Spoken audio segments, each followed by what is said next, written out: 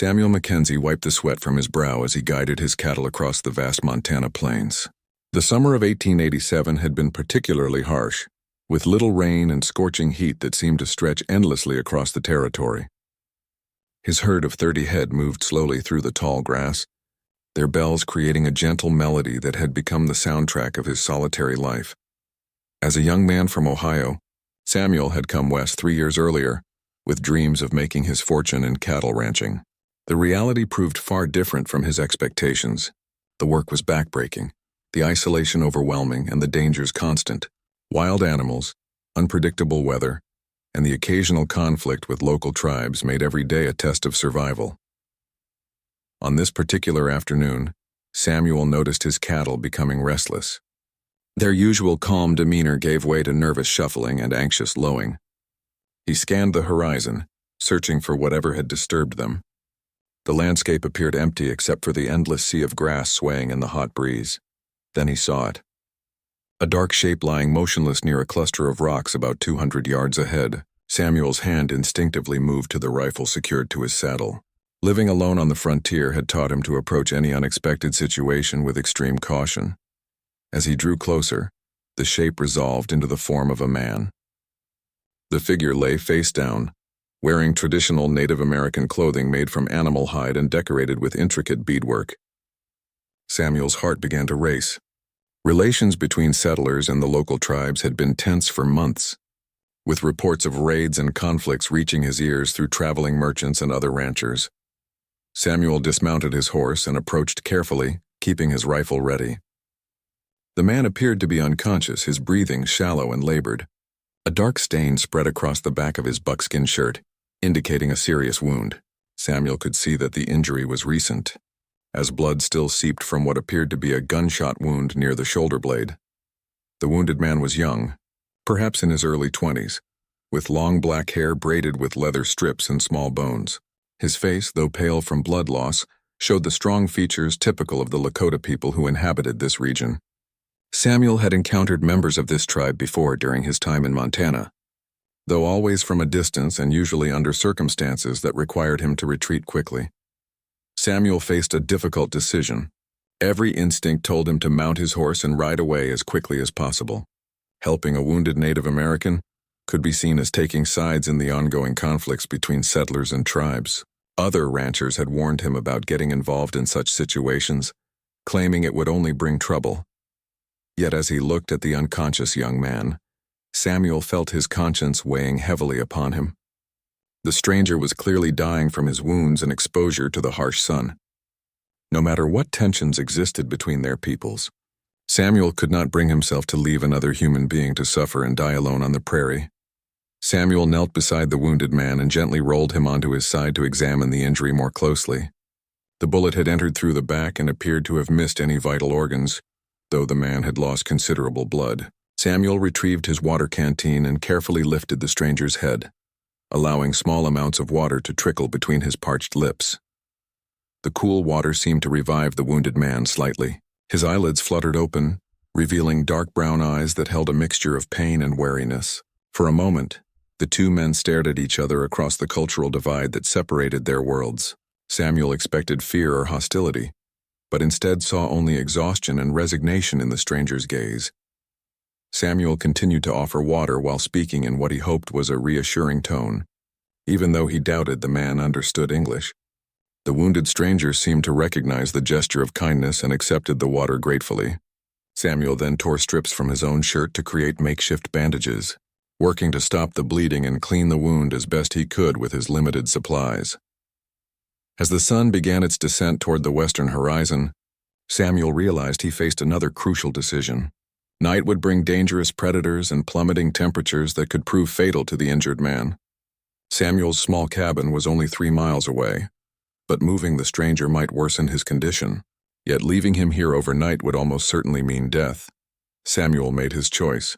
He would stay with the wounded man through the night, using his own body heat and supplies to keep them both alive until morning. He gathered dry grass and buffalo chips to build a small fire, then positioned himself as a windbreak between the flames and the injured stranger. Throughout the long night, Samuel tended to his unexpected patient, offering water regularly and monitoring his breathing.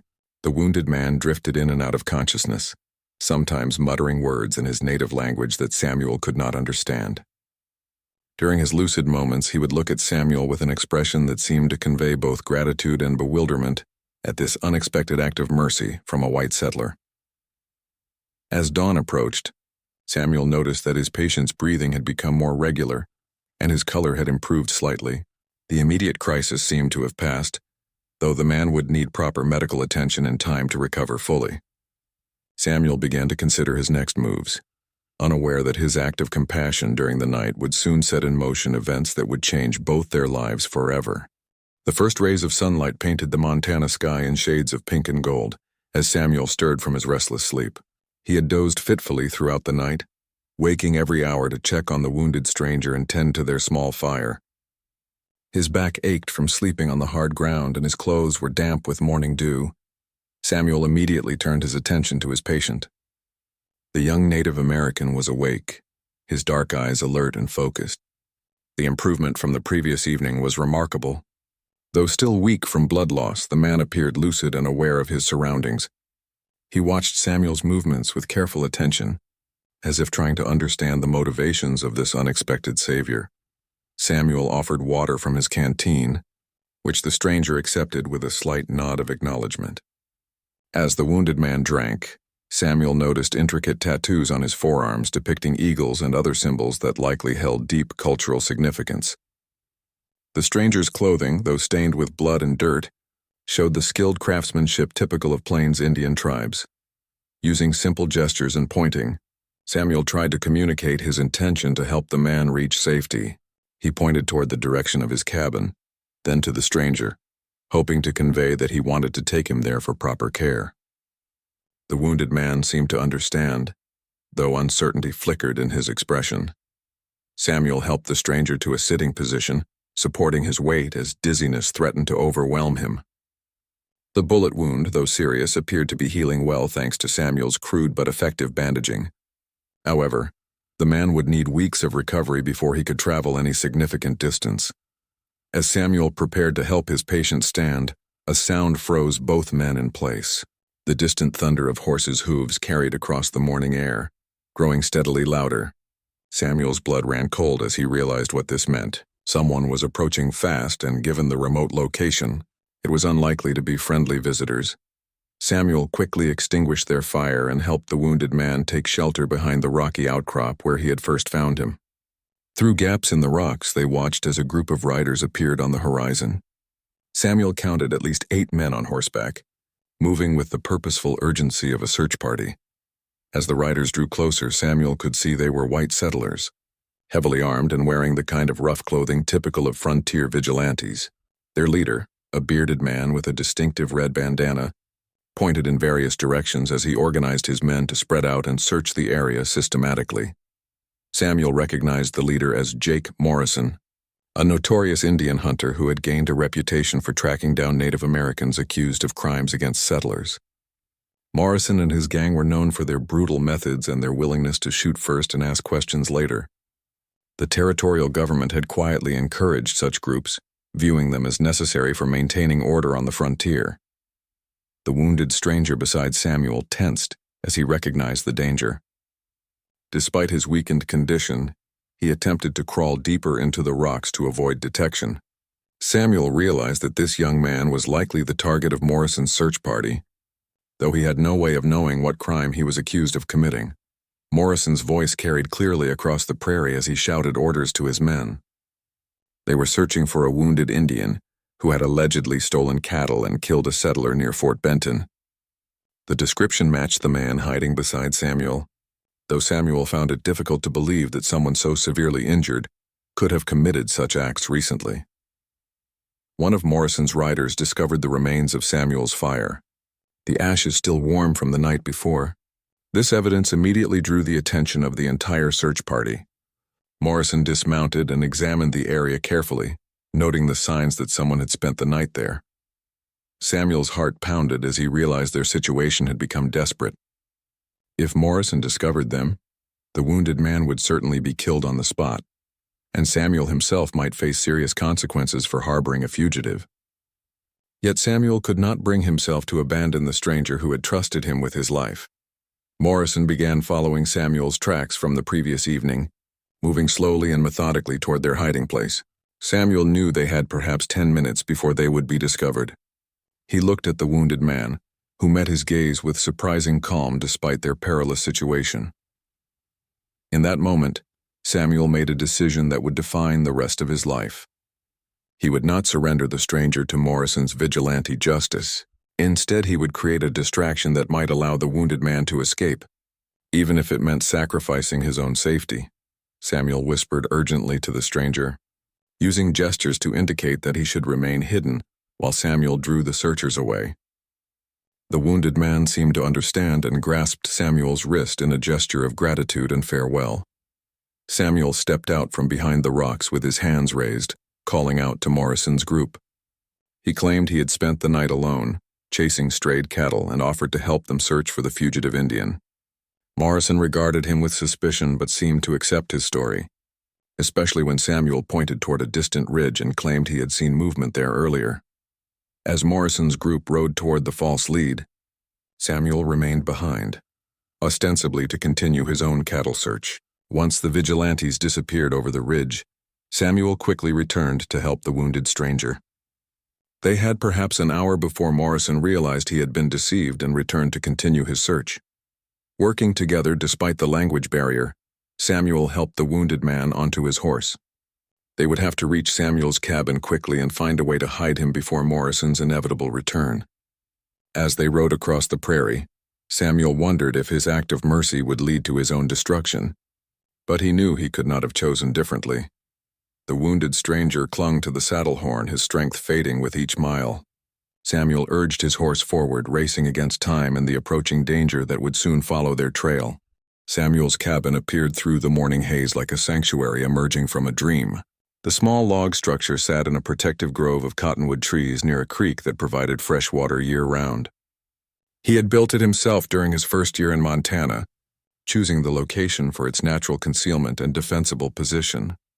The wounded stranger barely maintained consciousness as Samuel helped him down from the horse. His face had grown pale again during their desperate ride, and fresh blood stained the makeshift bandages. Samuel knew that moving him so soon after his injury had worsened his condition, but staying in the open would have meant certain death. Samuel half-carried the injured man into his one-room cabin, settling him on the narrow bed that served as Samuel's own sleeping place. The interior was sparse but clean, containing only the essentials for frontier survival: a wood-burning stove, a small table with 2 chairs, shelves holding supplies and books, and a trunk containing Samuel's few personal possessions. Working quickly, Samuel heated water on his stove and gathered clean cloth to properly dress the wound. He had learned basic medical skills from his father, who had served as a doctor during the Civil War. Though his knowledge was limited, Samuel understood the importance of keeping wounds clean and preventing infection. As he worked to clean and rebandage the stranger's injury, Samuel noticed details he had missed in the darkness and confusion of the previous night. The man wore a small leather pouch around his neck containing what appeared to be sacred objects. His clothing was decorated with symbols that Samuel recognized as Lakota, and his moccasins showed the distinctive beadwork patterns of that tribe. The wounded man drifted between consciousness and delirium, sometimes speaking in his native language with apparent urgency. Samuel wished desperately that he could understand what the stranger was trying to communicate. The man seemed to be warning about something, his voice rising with anxiety even in his weakened state. Samuel had just finished changing the bandages when he heard the sound he had been dreading. Horse hooves thundered across his property as Morrison's search party approached the cabin. Samuel quickly helped the wounded man into a hidden space he had constructed beneath the cabin's floorboards, originally intended for storing valuable supplies during Indian raids. The hiding place was cramped and uncomfortable, but it was completely concealed beneath a section of floor that appeared solid. Samuel had designed it during his first winter, when rumors of conflicts with local tribes had made him paranoid about security. He never imagined it would be used to hide someone from his own people. Morrison's voice boomed across the yard as his men surrounded the cabin. Samuel took a deep breath, checked to ensure no signs of his patient remained visible, and stepped outside to greet the search party. He adopted a casual demeanor as if their arrival was merely an inconvenience interrupting his morning routine. Morrison dismounted and approached with obvious suspicion. His eyes scanned the cabin and surrounding area, searching for any evidence that Samuel was harboring the fugitive. The other riders remained mounted, their weapons ready, creating an atmosphere of barely contained violence. Samuel offered coffee and breakfast to the searchers, playing the role of a hospitable frontier neighbor. He inquired about their search, expressing concern about having a dangerous Indian loose in the area. Morrison described the crimes attributed to their quarry: cattle theft, the murder of a settler family, and an attack on a trading post. As Morrison spoke, Samuel felt his resolve waver. If the wounded stranger was truly guilty of such serious crimes, was Samuel justified in protecting him? Yet something about Morrison's description seemed inconsistent with the injured, peaceful man hiding beneath his floor. The crimes described would have required someone in full health and traveling with companions. Morrison's men searched the cabin thoroughly, overturning furniture and examining every corner. Samuel's heart raced as they walked directly over the hiding place where the wounded stranger lay concealed. The hidden compartment had been designed to muffle sound, but Samuel worried that his patient might be suffocating in the confined space. One of Morrison's riders discovered Samuel's medical supplies, noting the fresh bloodstains on several pieces of cloth. Morrison's suspicion immediately intensified as he demanded an explanation for the evidence of recent medical treatment. Samuel quickly fabricated a story about treating an injured calf, pointing to his herd grazing nearby as proof of his claim. Morrison seemed unconvinced but could find no concrete evidence to contradict Samuel's story.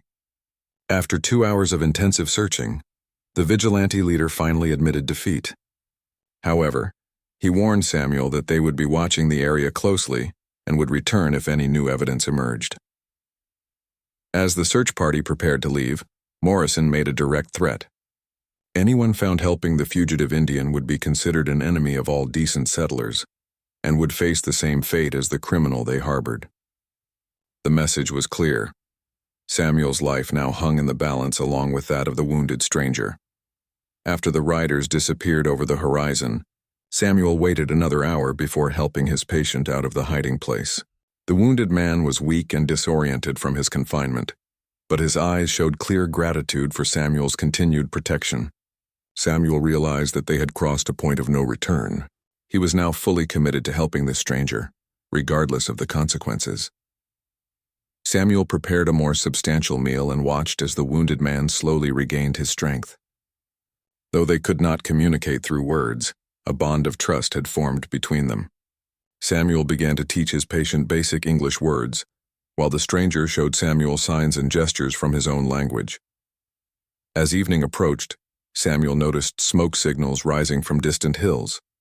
The wounded man saw them too and became agitated, pointing urgently toward the signals. Samuel realized that these were messages from the stranger's own people, who were likely searching for their missing tribal member.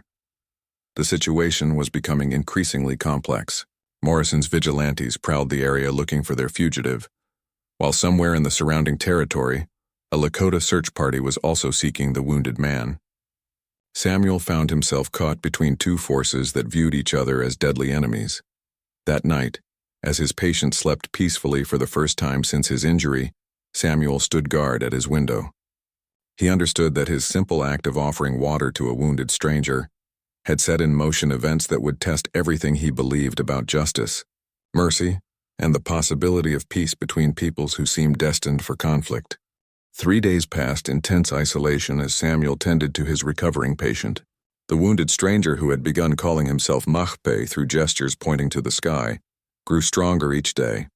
Samuel learned that this word meant sky in Lakota, though he suspected it was not the man's real name but rather something chosen for their limited communication.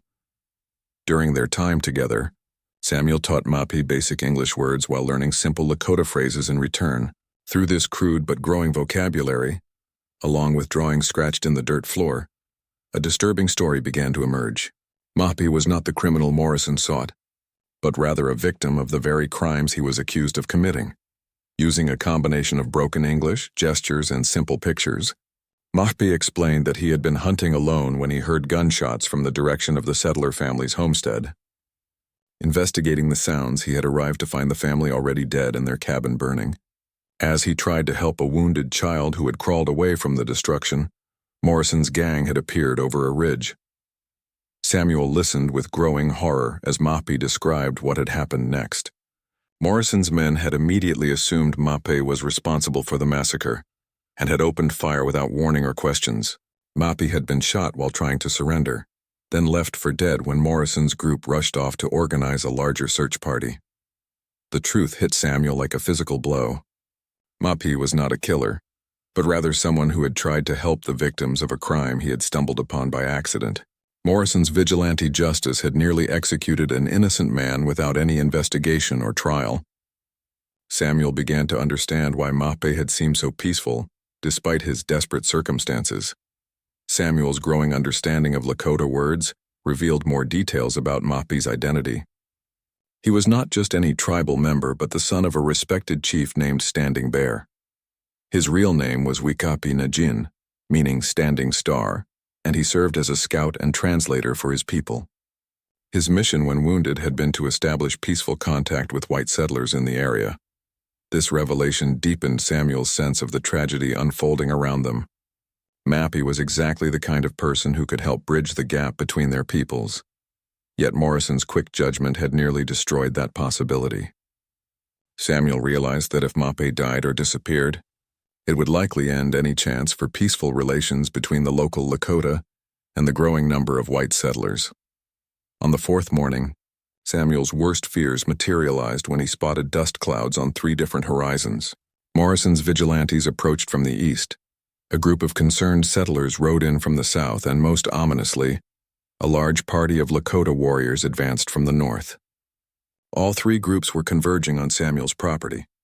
Drawn by various reports and rumors that had spread across the territory, Samuel quickly explained the situation to Mahpi, who immediately understood the danger they both faced.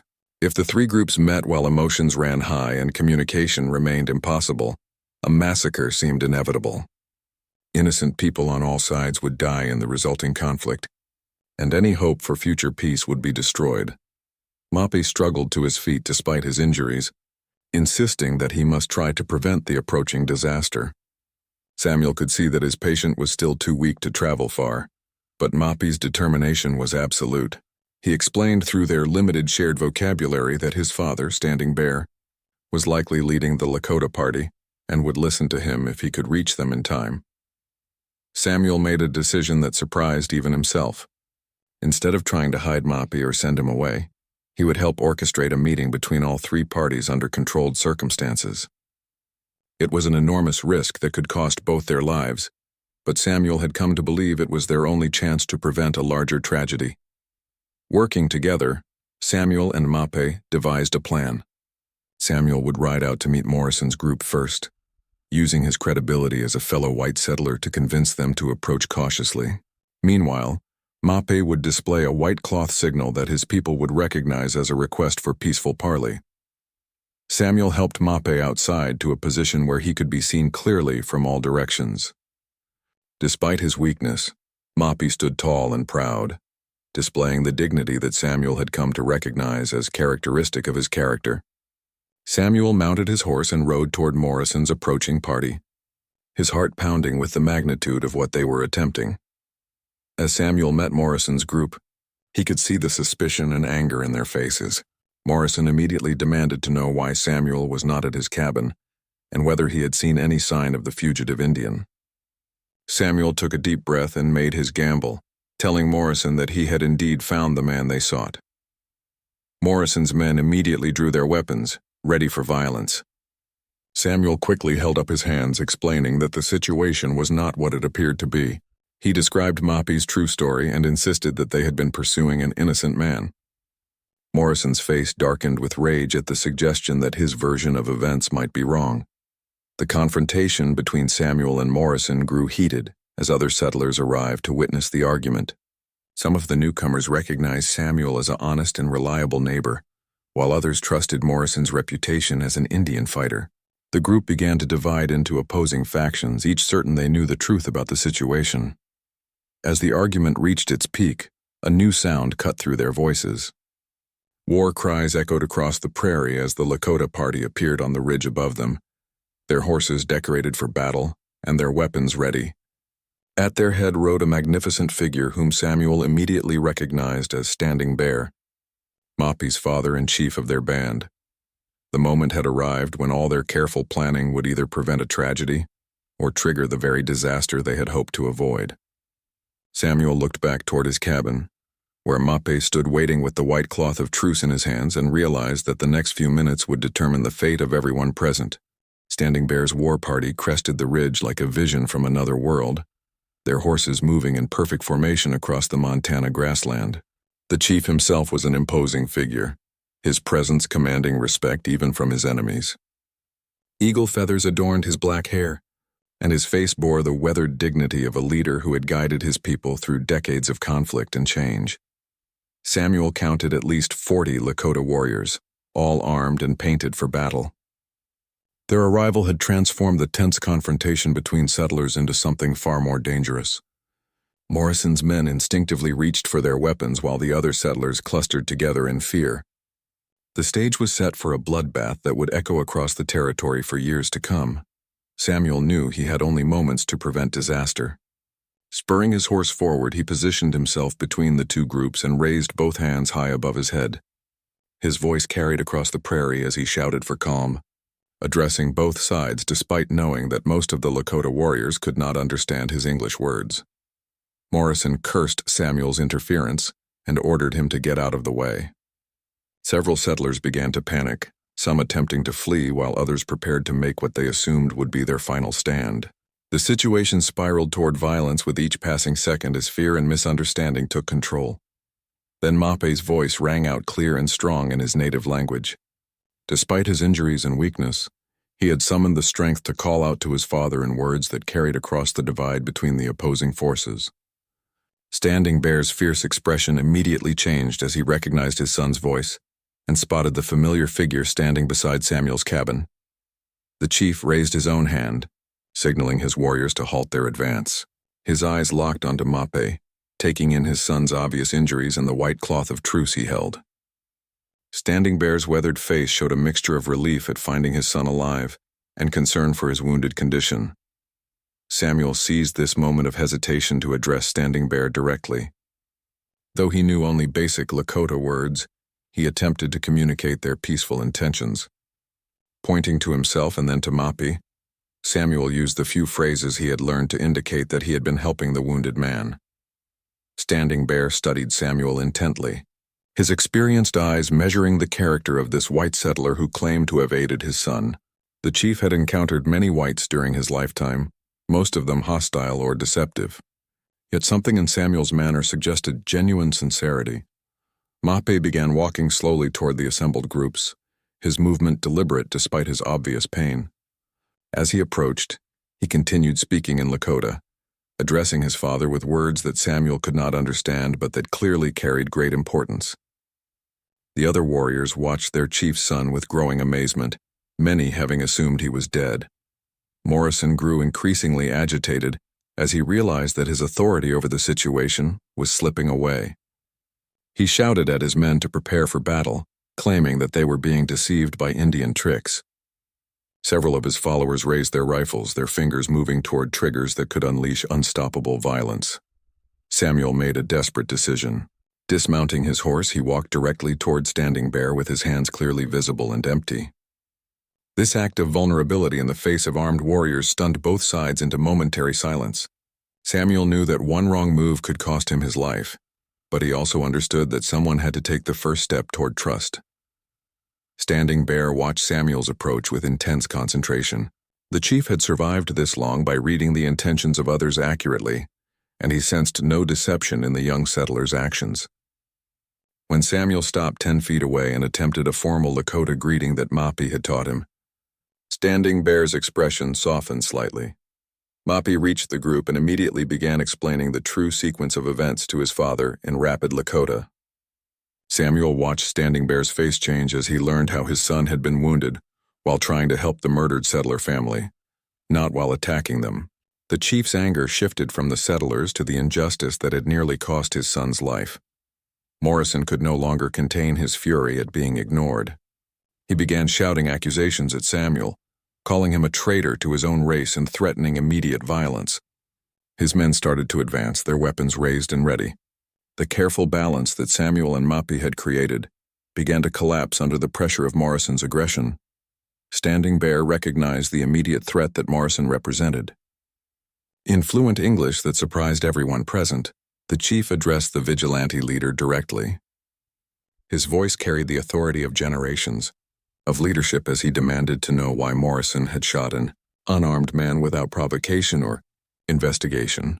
The revelation that Standing Bear could speak English changed the entire dynamic of the confrontation. Morrison found himself face to face with an intelligent leader, rather than the savage enemy he had expected. Other settlers began to question Morrison's version of events as they listened to Standing Bear's calm and reasonable words. Mape added his own testimony in broken but understandable English, describing exactly what he had witnessed at the murdered family's homestead. His account of trying to save a wounded child directly contradicted Morrison's claims about finding him attacking the victims. Several settlers who knew Mape's family began to recognize the inconsistencies in Morrison's story. Morrison realized that his credibility was being undermined and made a final, desperate attempt to regain control. He accused Standing Bear and Mahape of lying to protect themselves and called upon the other settlers to remember their loyalty to their own people. His appeals found some support among the more prejudiced members of the group. The confrontation reached its climax as Morrison's supporters faced off against those settlers who were beginning to believe Mape's version of events. Standing Bear's warriors remained motionless, awaiting their chief's signal while tension crackled through the air like electricity before a thunderstorm. Samuel stepped forward again, his voice cutting through the argument with surprising authority. He began to tell his own story, describing how he had found Mape wounded and dying, and how the young man's peaceful behavior had convinced him of his innocence. Samuel's reputation as an honest neighbor carried weight with many of the settlers. As Samuel spoke, he noticed movement on the distant horizon. More riders were approaching, but these newcomers wore the blue uniforms of territorial cavalry. Someone had reported the gathering of armed groups to the military authorities, and official intervention was arriving just as the situation reached its most dangerous point. The morning sun cast long shadows across the Montana plains as the remarkable gathering began to disperse. What had started as a potential massacre had transformed into something unprecedented in the history of the territory, a moment of genuine understanding between white settlers and the Lakota people. The events of the previous day would be remembered and retold for generations to come. Standing Bear's formal declaration of protection for Samuel created ripples of amazement throughout both communities. The settlers had never witnessed such a gesture from a native chief, while the Lakota warriors understood the profound significance of their leader's words. Samuel had become the first white man in the region to receive such an honor from the proud Lakota nation. Mape, though still weak from his injuries, insisted on participating in a traditional ceremony that would formalize the bond between his family and Samuel.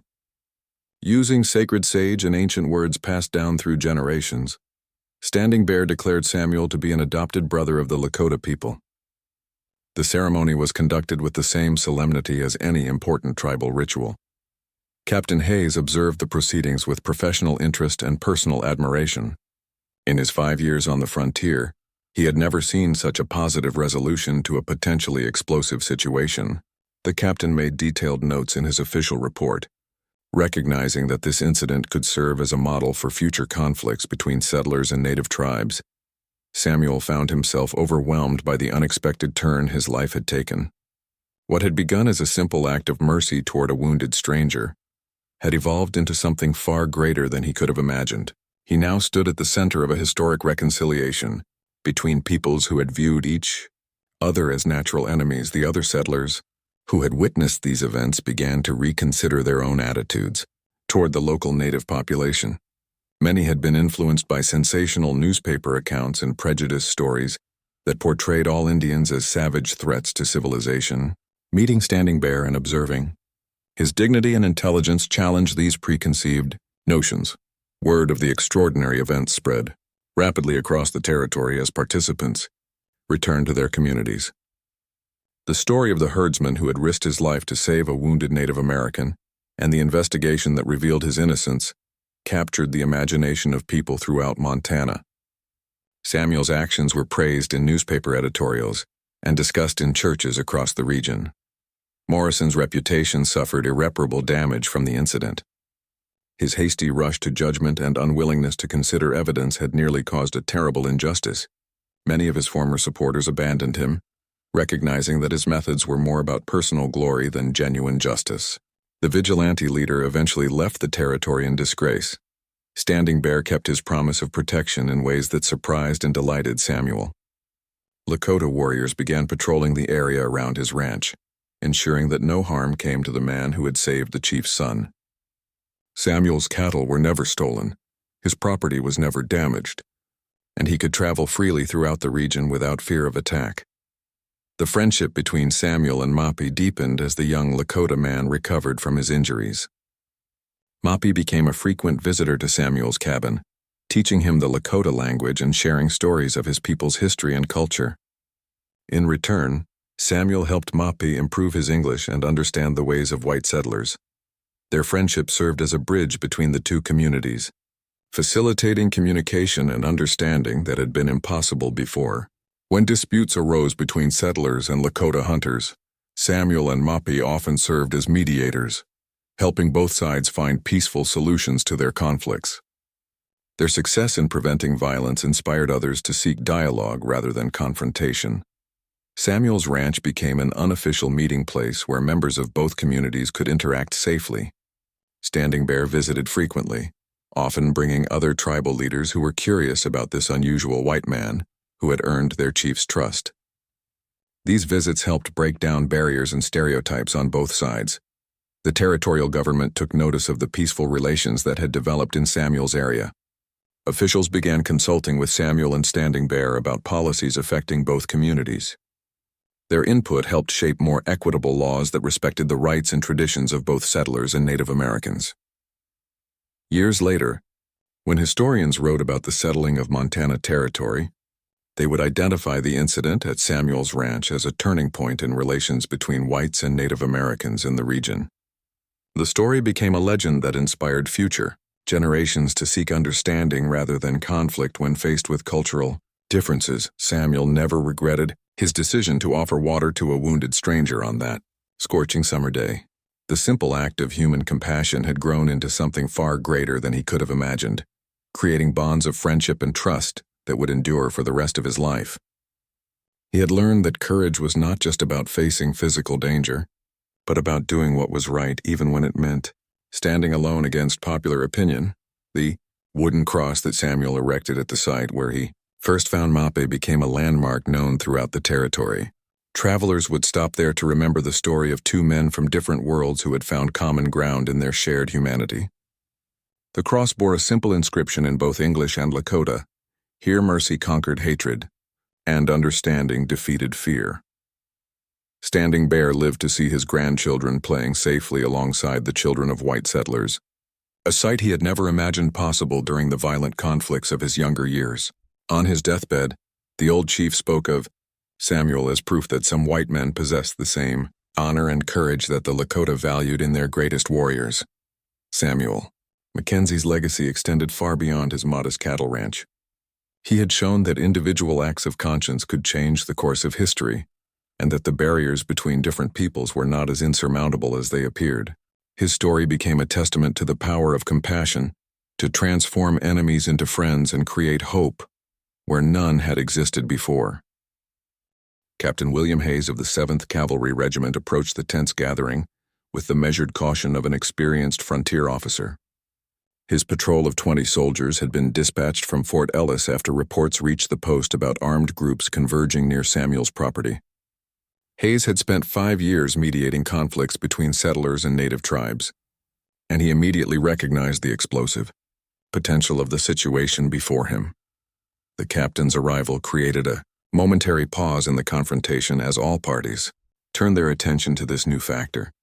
Hayes positioned his soldiers in a defensive line that effectively separated the opposing groups, while maintaining a clear view of all participants. His years of experience had taught him that military authority often provided the neutral ground necessary for peaceful resolution. Hayes dismounted and surveyed the scene with professional thoroughness. He noted the obvious tension between Morrison's vigilantes and Standing Bear's warriors, the frightened expressions of the other settlers, and the wounded young Native American who seemed to be at the center of the conflict. Samuel's position between the groups suggested his role as an intermediary. Morrison immediately attempted to gain Hayes's support by presenting his version of events. He described the murders at the settler homestead and identified Mape as the perpetrator, demanding that the cavalry arrest the fugitive immediately. Morrison's followers voiced their agreement, calling for military justice against the accused killer. Hayes listened to Morrison's account with the skeptical attention of someone who had heard many similar stories. His experience with vigilante groups had taught him to question their motivations and methods. Too often he had seen innocent people suffer at the hands of those who claimed to represent frontier justice.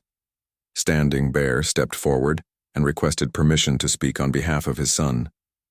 Hayes was surprised but pleased to discover that the Lakota chief could communicate in fluent English. This would eliminate the communication barriers that often complicated such situations and allow for a proper investigation of the accusations. Speaking with calm dignity, Standing Bear presented Mape's version of events. He described how his son had been on a peaceful hunting expedition when he discovered the already murdered family and had been shot while attempting to help a surviving child. The chief's account directly contradicted Morrison's claims and painted a picture of tragic misunderstanding rather than premeditated crime. Samuel added his own testimony, describing how he had found Mape wounded and dying, and how the young man's behavior had convinced him of his innocence.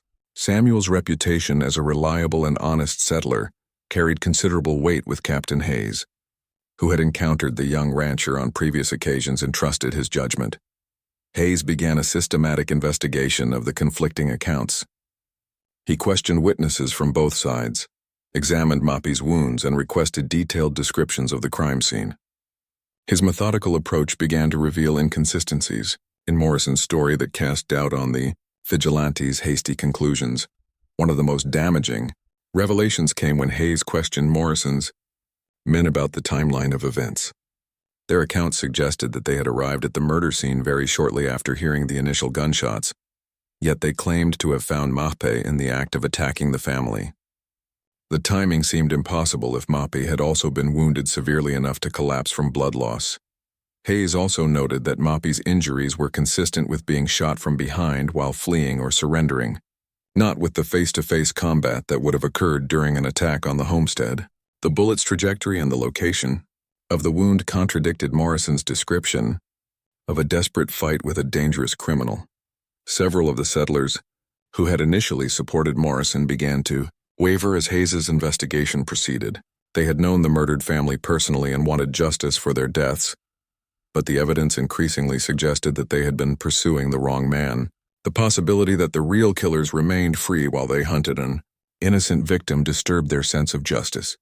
Morrison grew increasingly desperate as his credibility crumbled under Hayes's questioning.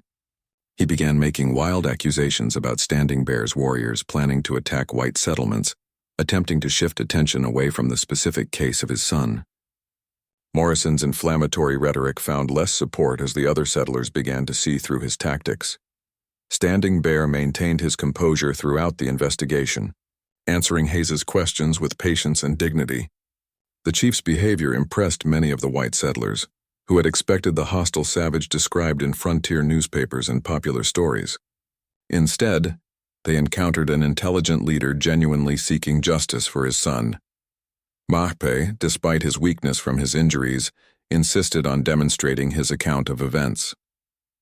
With Samuel's help, he showed exactly how he had approached the burning homestead and where he had found the wounded child. His detailed knowledge of the scene and his obvious emotional distress when describing the victims convinced even skeptical observers of his sincerity. Hayes made a crucial decision to examine the actual crime scene with representatives from all parties present. The short journey to the destroyed homestead revealed evidence that Morrison's group had either missed or ignored in their rush to find a culprit. Tracks around the property suggested that multiple attackers had been involved, and the pattern of destruction indicated a coordinated assault, rather than the work of a single individual. Most significantly, Hayes discovered the body of the child that Moppy claimed to have tried to save. The small victim had crawled nearly 50 yards from the cabin before succumbing to wounds, exactly as Moppy had described. The child's location and injuries corroborated the young Lakota's account and further undermined Morrison's version of events. As the investigation concluded, Hayes faced a difficult decision. The evidence clearly suggested that Moppy was innocent of the crimes Morrison had attributed to him, but admitting this publicly would mean acknowledging that the vigilante leader had nearly executed an innocent man. Such a revelation could undermine confidence in frontier justice and potentially escalate tensions between settlers and native tribes. Morrison made one final, desperate attempt to salvage his position by claiming that Standing Bear's entire tribe was responsible for the murders, even if his son had not personally committed them. He called for the arrest of all the Lakota warriors as potential accomplices and demanded that Hayes take decisive action against what he characterized as a clear threat to settler safety. Hayes rejected Morrison's demands with the firm authority of military command. The captain announced that his investigation had found no evidence supporting the charges against Moppy, and that the young man was free to return to his people. Furthermore, Hayes warned Morrison that any further vigilante actions would be considered interference with military jurisdiction and would result in arrests. The tension that had gripped the gathering for hours finally began to dissipate as Hayes's official pronouncement settled the immediate crisis. Standing Bear expressed his gratitude to both the captain and Samuel for ensuring his son received fair treatment. The chief's dignified response to vindication impressed many of the settlers and began to change their perceptions of the Lakota people. Several settlers approached Samuel privately to thank him for his courage in protecting an innocent man despite the personal risks involved. They recognized that his actions had prevented a terrible injustice and possibly averted a larger conflict that could have claimed many lives.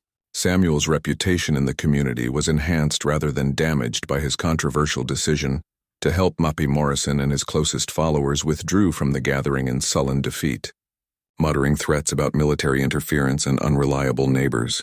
However, their influence had been broken by the revelation of their mistakes, and few settlers were willing to follow their leadership after witnessing their rush to judgment and unwillingness to consider evidence.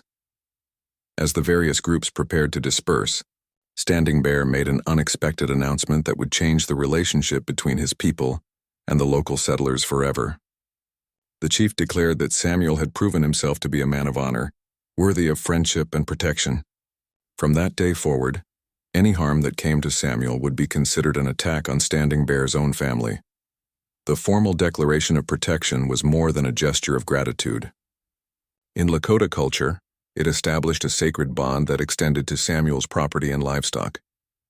Standing Bear was offering the ultimate expression of trust and respect between peoples who had been enemies only hours before.